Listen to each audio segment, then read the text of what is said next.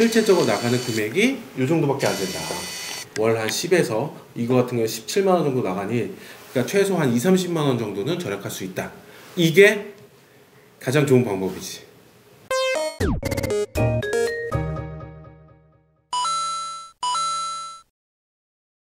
월세를 조금 덜 들고 자취를 할 수 있는 그런 방법 혹시 없을까요? 맞아. 지금 월세도 올라갈 수밖에 없는 게 집이 매매가가 올라가다 보니까 월세 금액도 상대적으로 좀 올라갈 수밖에 없었고, 그런데 방법은 있어. 뭐냐면 우리가 대출을 활용하는 건데 월세가 아니라 전세. 방법은 전세. 이것도 뭔 얘기겠지? 라고 생각할 수가 있는데 2018년부터 중소기업 대상자로 중소기업 다니는 분들에게 청년 전세자금 대출을 해주고 있거든. 그래서 이런 대출 제도가 뭐 중소기업에서 해주는 것도 있고 청년 버팀목도 있고 카카오뱅크도 있는데, 이렇게 전세자금 대출을 활용하면 월세 50만원 내지. 그런데 심지어 한 2-30만원은 절약할 수 있어. 그럼 20만원만 내고 자취할 수 있는 거예요? 그렇지. 뭐 하다 보면 20만원도 될 수 있고 아니면 30만원까지도 절약할 수 있어. 괜찮지? 괜찮은데요? 전세자금 대출은 총 지금 현재 3가지가 있는데 그 중에 2가지를 유의 있게 들으면 좋을 것 같아. 첫 번째는 뭐냐면 청년 버팀목이라는 전세자금 대출이 있고, 두 번째는 중소기업 청년 전세자금 대출이 있고, 세 번째는 카카오뱅크 청년 전세자금 대출이 있어. 그러면 쉽게 얘기해서 버팀목, 중소기업, 카카오 요 3가지만 기억하면 되는데 그 중에 중소기업하고 카카오가 제일 많이 써. 요게 좀 히트 상품이거든. 여기서 잠깐 하나하나 설명하면 영상이 너무 길어져서 간단하게 설명하겠습니다. 첫 번째, 청년 버팀목 전세자금 대출은 폭등해버린 집값에 비해 대출 한도가 너무 낮아서 잘 이용하지 않고, 이용한다고 해도 본인의 자금과 합쳐야지만 전세를 구할 수 있어서 비추.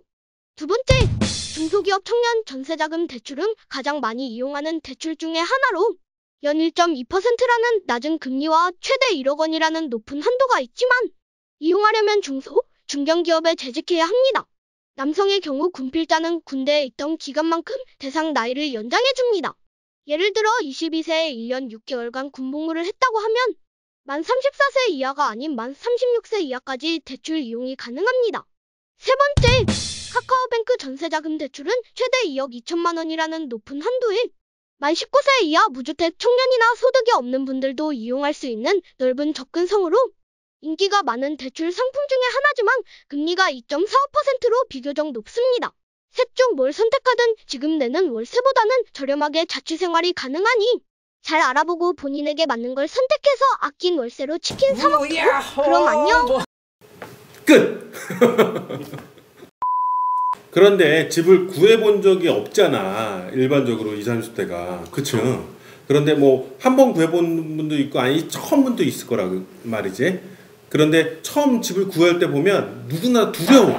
사실은 해보면 아무것도 아닌데 되게 두려워. 맞아요. 사기당할 것 같아. 그렇지. 요새 사기도 많고 특히 뭐 신축빌라 뭐 전세 사기다 이런 것도 있고 하니까 혹시 원룸도 그러지 않을까 걱정을 하거든. 그러면 이거에 대해서 사실은 인터넷에서 SNS 정보가 되게 많은데 제일 중요한 거 핵심 딱 2가지만 얘기해 줄게요. 우리 또 핵심만 딱딱 찔러서 얘기해 주잖아. 첫 번째, 보증금을 지켜라라. 뭐? 보증금을 지켜라. 반드시 우리가 해야 될 거야. 전세든 월세든. 두 번째는 뭐냐면 계약할 때 꼭 요청하고 내가 필요한 거 꼭 요청하고 그거 특이하게 넣어라. 그게 사실은 제일 중요한 핵심이라 이거지. 자, 첫 번째부터 얘기를 해주면 첫 번째 뭐 보증금을 지켜라지. 그러면 인터넷 막 찾아보면 별별 거 다 나오거든. 이게 다 보증금 지키기 위한 내용이거든. 그게 뭐냐면 뭐 등기부 등본 확인하세요. 등기부 등본, 그래서 권리사항 확인하고 이런 것들. 그리고 두 번째 보면 뭐라고 얘기하냐면 집주인이 나오고 집주인 신분증과 현재 집주인의 그 성명이 맞는지, 그래서 집주인 실명 확인하고 집주인한테 통장을 입금하세요. 뭐 이런 내용이 나온 거거든. 이런 게 다 보증금을 지키기 위한 행위들이야. 그거였구나.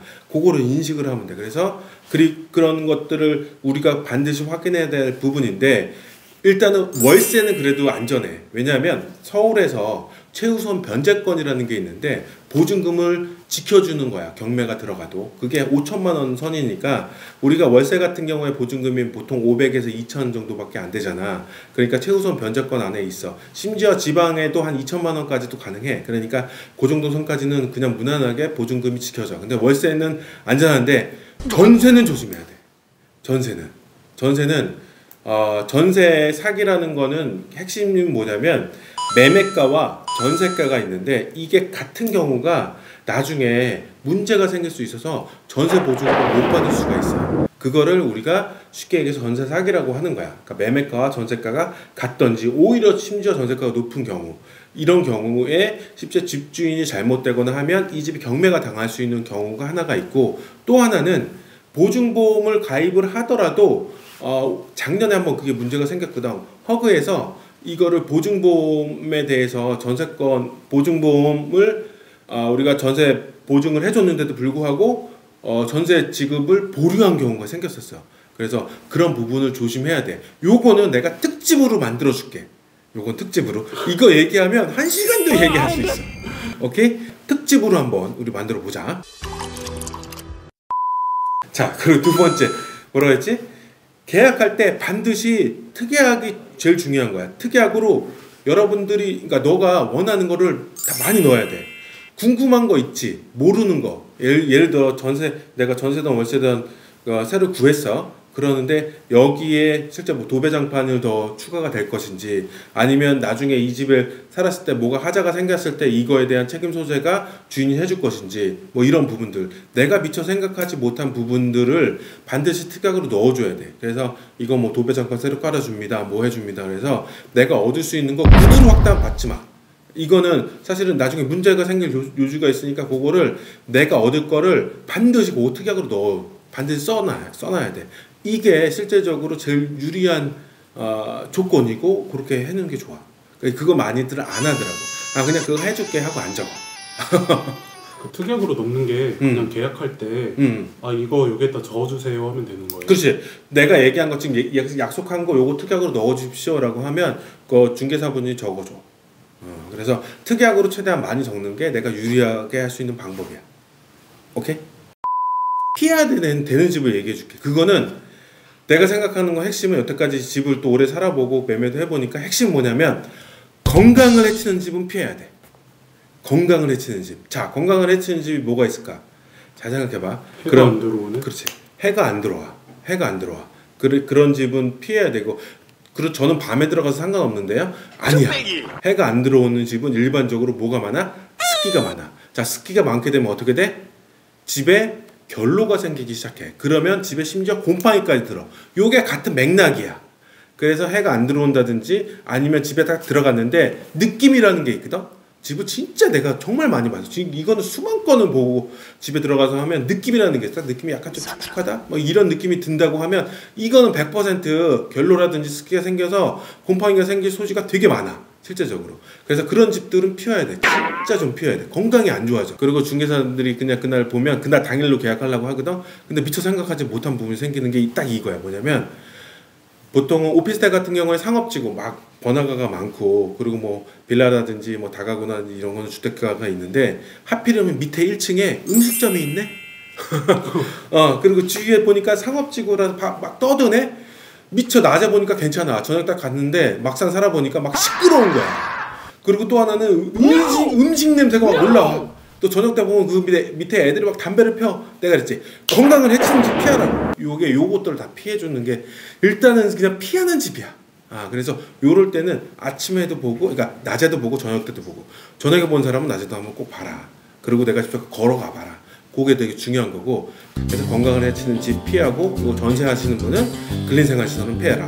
요 얘기를 꼭 얘기해 주고 싶어. 끝!